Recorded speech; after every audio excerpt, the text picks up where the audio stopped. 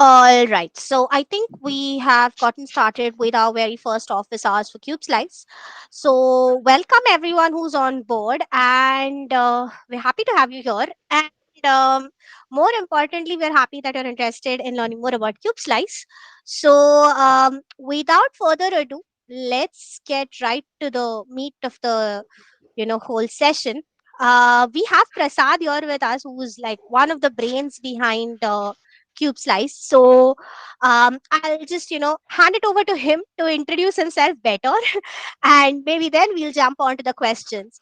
But before we go ahead, I just want to sort of give out a PSA that if you have any questions, we will be getting through them towards the end of the presentation session or this office hour really.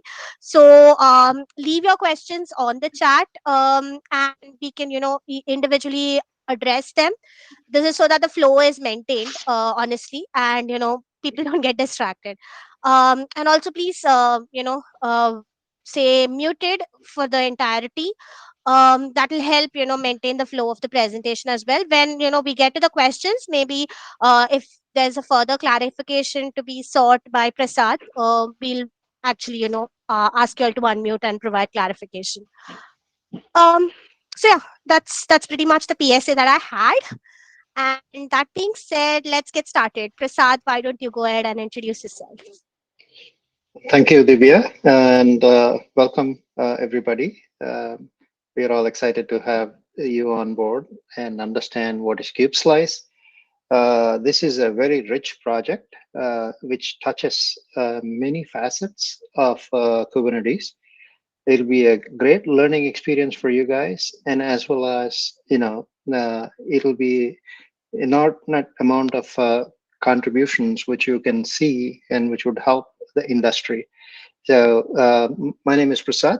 I am, I'm one of the instrumental guy on KubeSlice. Right? We have seen lots of, industry experiences. Well, we ran large-scale SaaS operations or, different infrastructures. Some of the things which we have learned, lessons learned, and there are people like DevOps, SREs, and stuff like that, which we now call themselves as platforms engineering. Right? Our responsibility is not only giving application developers a secure environment for them to execute faster, and also our responsibility is to make sure our costs don't go crazy. So you need to balance out all those things and then kind of use a way to give application developers the velocity they need and platforms they need. Lots of industry is all going to be SaaS solutions. Everybody want to have a SaaS solution. When you have a SaaS solution, obviously the customers who you are serving are spread out. Once you have a spread out customer base, you would want the distribution of workloads closer to them. And given that distribution is closer to them, that gets the QoE, quality of experience, then you need to figure out how distribution of workloads needs to happen, whether it is multi-cluster scenario or tenancy scenario, all that stuff. So that is what we will discuss in this KubeSlice. All right, that's a very great and extensive introduction, Prasad, and I'm excited for everyone to learn more about this. But before we dive into the specifics of KubeSlice, like you said, there was a requirement for this project to actually come out into the open. Uh, because of various industry, because of where the industry is actually headed, in terms of not just multi-tenancy but also multi-cloud, and obviously because of the various factors. So could you shed some light on what exactly were those requirements that you know necessitated that a project like this come by? Yeah, no, excellent. So there are different vectors which are happening in the industry, right? One vector which I talked about is a SaaS solution, right? SaaS solutions, everybody want to have a SaaS-based solution. That would mean they are addressing the customer base all over the globe.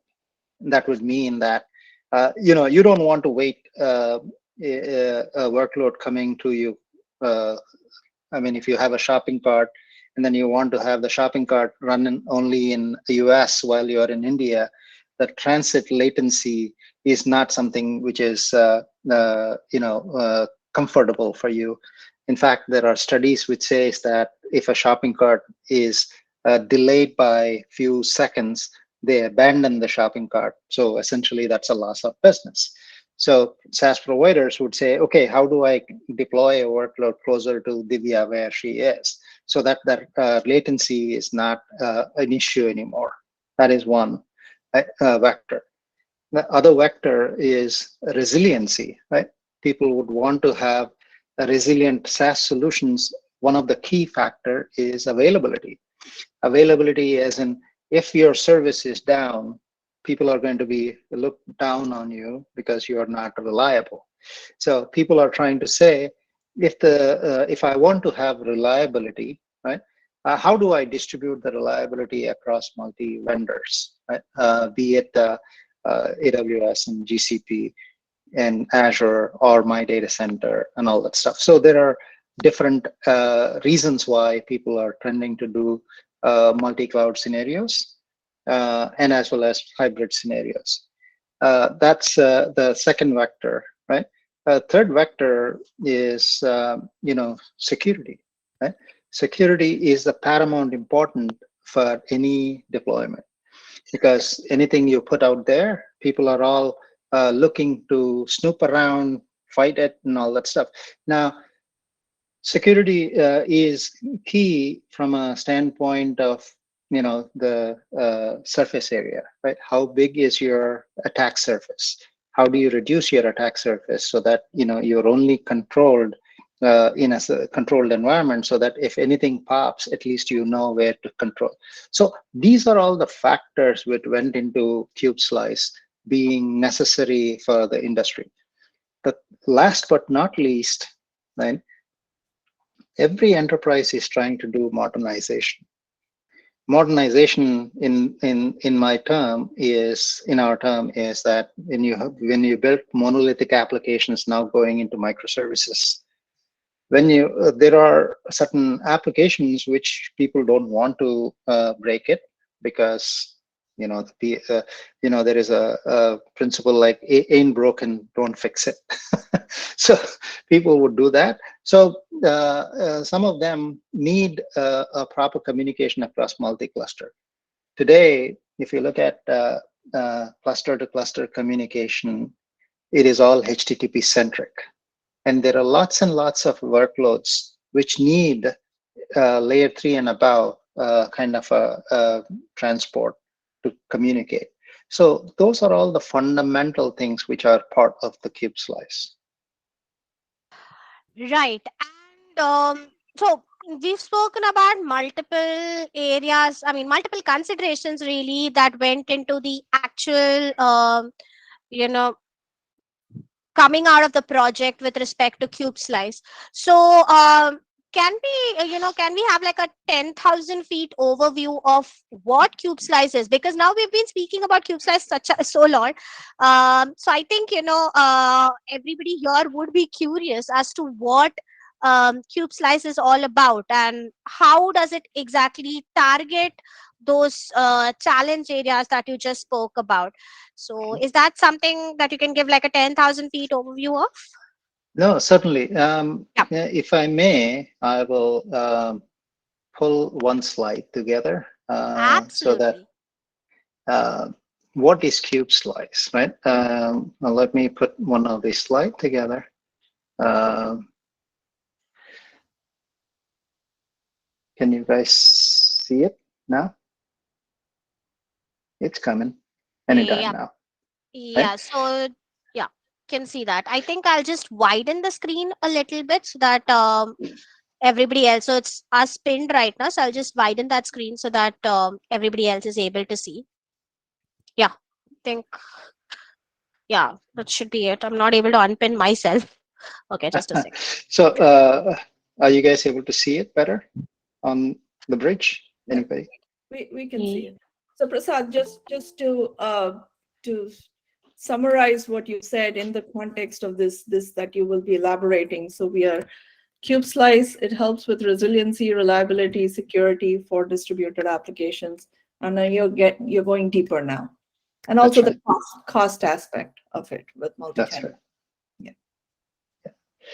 So, as Divya asked, what is KubeSlice? In a nutshell, KubeSlice addresses multi-cluster and multi-tenancy in Kubernetes environment. So, if you were to have multi-cluster scenarios, there are many reasons why you would have multi-cluster scenarios. As I described to you before, Kubernetes clusters, you cannot stretch Kubernetes clusters in a geographic, beyond the geographic area, right? Your cluster is always pinned to a specific geographic area. If you are a SaaS provider and then you have customers in India, customers in Far East Asia, customers in US and Europe and other stuff, you end up having to have multiple clusters in different places, right? So now, how do you connect those clusters together, right? So that you have a unified experience for your applications. That is one aspect of the multi-cluster scenario, which KubeSlice addresses. Other thing is, as you can see in 1.24 and 25, the cluster is a large infrastructure. You can have thousands of nodes, 150,000 of pods, right?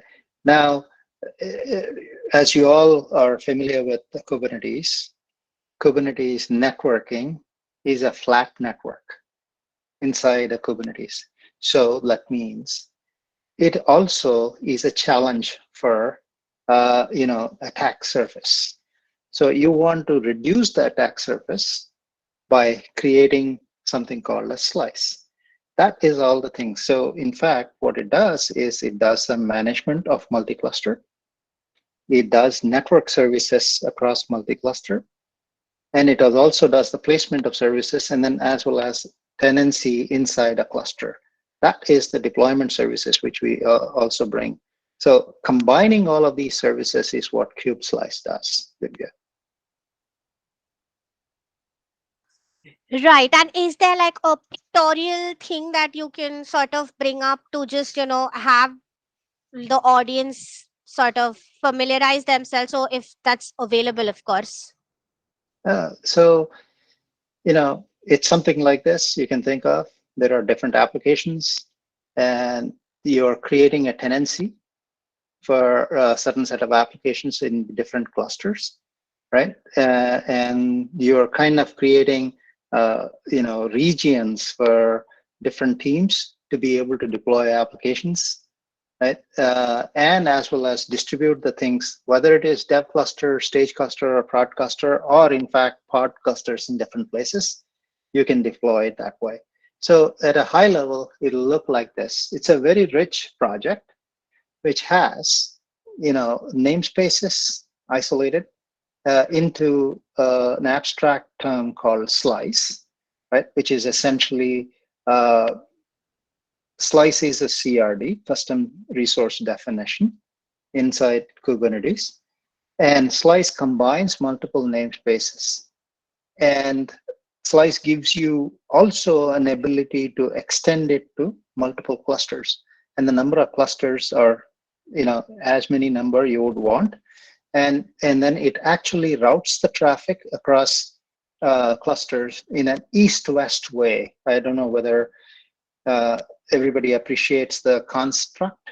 East-west is a way of communicating across multiple clusters, which would be in the same administrative security domain, whereas north-south is today's ingress and egress is a north-south traffic, whereas the gateways which we have and tunneling across the clusters is what is called east-west traffic. So that way you are much controlled, and then you don't have to have an external dependencies on different elements inside the data centers and others. Right. So just summarizing, I guess, what essentially CubeSlice does is provide isolation, but also provide that level of connectivity across clusters, and across clouds that are Yeah, the clusters can be across clouds as well. that's right. So it provides this with an enhanced level of role based access control. And there are several integral concepts to this whole project. And I think Prasad, our audience, if they are actually starting out this project without a lot of knowledge of Kubernetes, really, and with very basic level understanding of containerization, Docker, and few Kubernetes concepts, what is your advice or suggestion on how they can sort of um, get started to not just contributing is probably the next stage, but learning and getting onboarded to the project itself? Oh, fantastic. Everybody has some comfort level where they are, right? Somebody who is proficient in networking, you have lots and lots of value from how do I connect clusters, gateways, routers. What is this project actually brings in DNS components. What is a DNS? How do I publish a service across multi-cluster? What is the IP address mapping? Oh, those things are one set of problems you can always think of. If you're not proficient in networking, if you want to say, hey, Slice is a tenant, think about it like your own organization. You have teams. Your teams are divided up into team A, team B, and team C. You have an AD, Active Directory, which holds the data of users. Kubernetes offers role-based access, roles, and role binding. Right. So when you do a role, you define a role. What are the possible, actions you can take on a cluster or on a slice, and then you bind that role to subjects. Subjects are users, right? So users are very useful to say who are the users who are connected to this slice. So there is a whole bunch of enhancements which you need to do or contribute or understand in the RBAC aspects. Now, once you enter into accessing the constraints, then you can kind of say, hey, I need to deploy this workload into a slice. What does it happen? Right? How do I do multi-cluster connectivity? Right? What are these routers and what are these gateways? How do I publish the services and all that stuff? Those are all another areas where you can look at.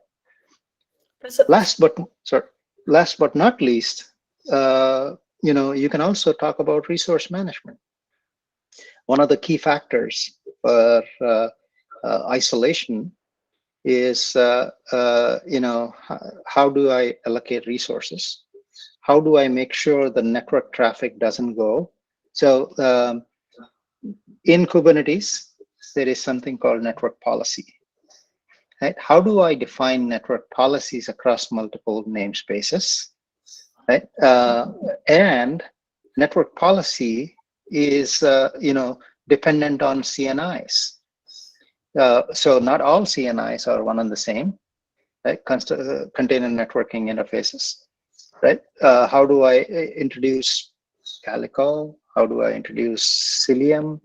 Right? There are different ways you can learn different things. So likewise, you have many facets of Kubernetes which you can learn out of this project.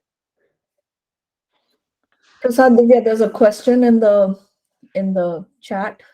Yeah. So I think Kunal has asked a very pertinent question based on what we were talking now. So I'll just bring that up right now.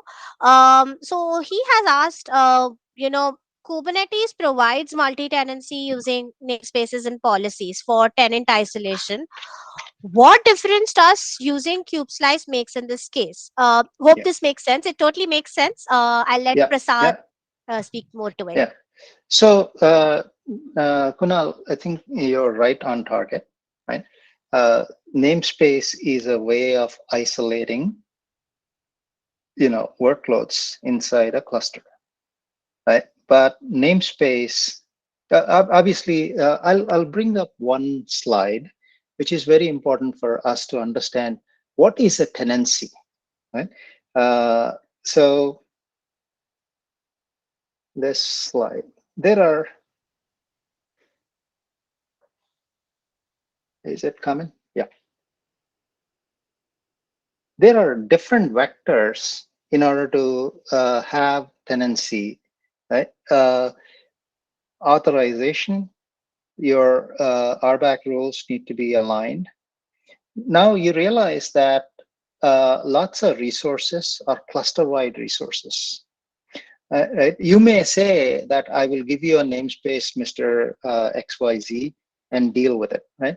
But on the other hand, uh, I might say I don't want just one namespace. I want to have multiple namespaces. Then how do you deal with that? Number one, because a namespace is analogous to application in some sense, right? You don't want to constrict yourself to a single namespace, number one. Number two is that I should be able to, you might say that I should be able to do kubectl commands. When I do a kubectl command, do I see somebody in other namespaces? Right? So how do I make sure that you don't, the control plane doesn't, control plane has API server, scheduler, and etcd, right? So how are you addressing those sharding? That's another important factor which you have to consider. So yes, there are some constructs in Kubernetes which is on the namespace and network policies, but if we are extending beyond multiple single namespace to multiple namespaces through an abstract term called slice, and as well as extending it to multi-cluster and addressing the control plane and network vector. Right? So those are the things which you are going to be seeing differently in the KubeSlice project. Right. And I think a follow up question is there by Ayushman. Is KubeSlice used for managing a namespace, sorry, across multiple clusters? Um, Absolutely. yeah. Absolutely. So, That's one of the key factors, right? I think there is a KEP in SIG multi-cluster, which talks about same namespace sameness, right? Namespace sameness, as in you are a team, you have a namespace ABC, right? What people do is namespace is tied to certain set of other functions like users, who are the accessible users, what applications can be deployed, and all that stuff. When you create another cluster, do you do namespace creation and run the pipeline for your AD and other things, or does the project KubeSlice should handle it by itself? So that is one thing which we have seen is config drifts. If you do everything from top down, right, you are bound to have config drifts. You should have a single source of truth, and everything else should be automated, done by the operator inside the cube slice, which would propagate it across. So that is one value from a group size standpoint. Ayushman, if you understand the answer. So Prasad, you mean you do it in one cluster and basically just Extend it to multi-clusters. multi-cluster easily. so coming back to Kunal's question, what essentially were the initial limitations is that multi-cluster, multi-tenancy was um, inherently not possible with Kubernetes, in the sense that it is a little more difficult. to implement, and there will be a lot of manual overhead. But when you talk about KubeSlice, a lot of the stuff gets automated for you via the KubeSlice controller and the other worker. I mean, not worker nodes, but the other components of KubeSlice. It helps do the automation. Um, Absolutely. yeah. And So the other that's thing yeah. was, were you showing that it's not just one namespace, right? Slice is able to encapsulate in the picture that you were showing many namespaces together, which you can't. Can you do that in Kubernetes today? Like, No, there is no abstract term which, or there is no term which actually encapsulate multiple namespaces together. right. So if a team is working on multiple applications and each of them are in their own namespace, then Slice is a way to Yeah. bring them all together and then extend that. Okay. Right.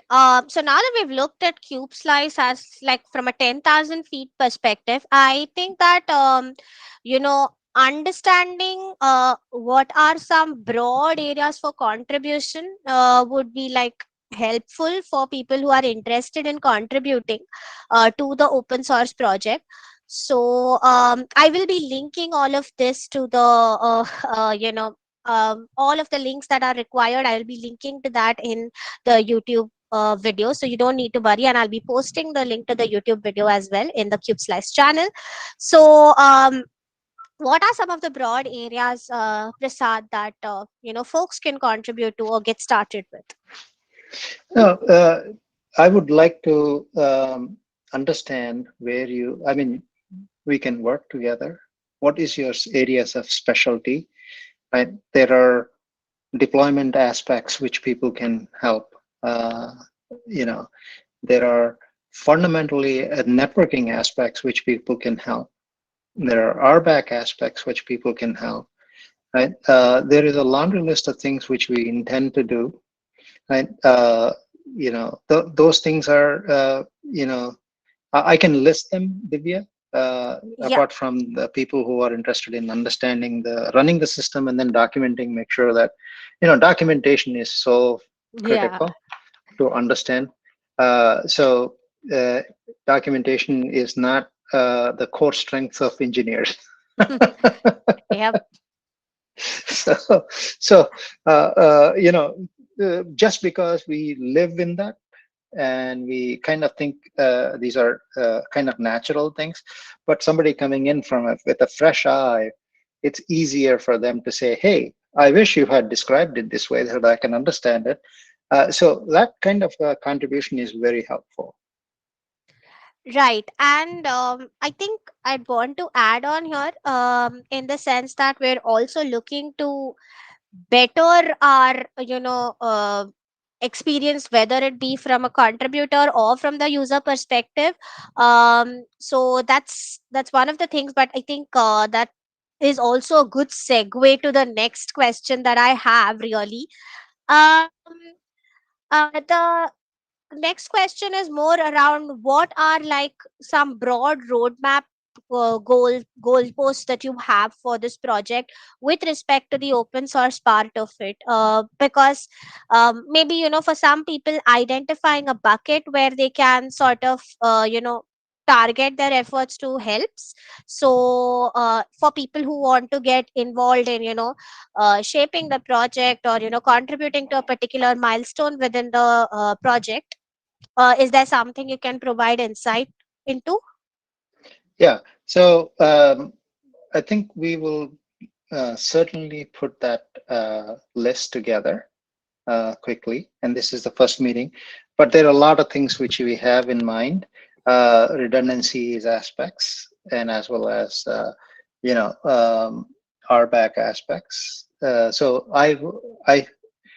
it'll be fair on my point to actually put that all in the GitHub so that people can look at it, Divya, rather than try to say it extempo. Yeah, that makes complete sense, Prasad, rather than us just normally talking and then having no record, even though there's a recording, but it'll make much more sense to have it like somewhere permanent. Yeah. So Ayushman has another question here. In our dev environment, can we use KubeSlice to manage two namespaces in a single node cluster. Absolutely. He's put mini cube inside the brackets. So Yeah. yeah. Yeah. Yeah. You should be able to do that, Aishman. So namespace is an ephemeral is a construct where it depends on how many workloads you deploy inside the namespace. So if it fits multiple namespaces in a single mini cube node, it's not a problem. KubeSlice manager. So KubeSlice architecturally has uh, two components. If you have a single cluster, one cluster is a controller cluster, which actually manages multiple clusters.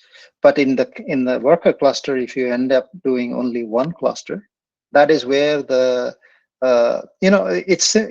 paradigm is similar to what Kubernetes does, right? This is a master node. Master node has all the different things. That's a control plane. And there are worker nodes where the actual workloads are going to be there. Similar construct, which is a controller, which actually runs the CRDs and stuff like that, which needs to be there. And the worker node, uh, whether it is a mini cube or not, it depends on the node size. Based on the node size, you can have multiple namespaces inside it. So I hope that answers your question, Ayushman. So I think we're at the end right now of our, initial office hours segment. But does anybody else have any doubts? Or, I know there are several doubts. Obviously, it's not going to be as simple as, us conducting one office hours and your doubts getting cleared in that. But anybody else have any questions that they would like to bring up? Um, I'll, leave the y'all can feel free to unmute yourself and ask. And if there's nothing, we can, punt it right here and speak the next time we're on. Certainly. And I would encourage you guys to ask questions on the KubeSlice channel. Uh, we will all answer and help you guide through the process. No question is silly. All questions have value. So please do not hesitate. Ask us questions. And we are here to Yeah. help in our way. Yeah, and don't worry, we won't eat you all up for dinner or lunch or breakfast. We're very friendly people, so do not fear asking questions. It's not nothing is silly, nothing is stupid. We're all learning stuff from each other. So please feel free right now or even on the Slack channel. Um, so I'll just hold off for like a minute or two, and if there's no questions coming in, I will punt the call right now.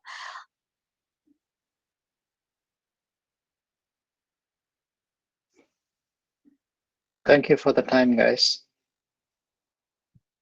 Yep, thank you. And I realize that a lot of our population who's joining in is from India, so it's mostly dinner time there. So thank you for taking our time today. Excellent. Thank you for arranging it, Divya. No worries. Right. So okay, I think we're good to pump the call right now, and it was great having you folks. Please continue asking your questions on the CubeSlice Slack channel. Um, so are we, Kunal. We are waiting for the next session as well. And we'll all see you next time. Thank you and have a great week. Bye bye.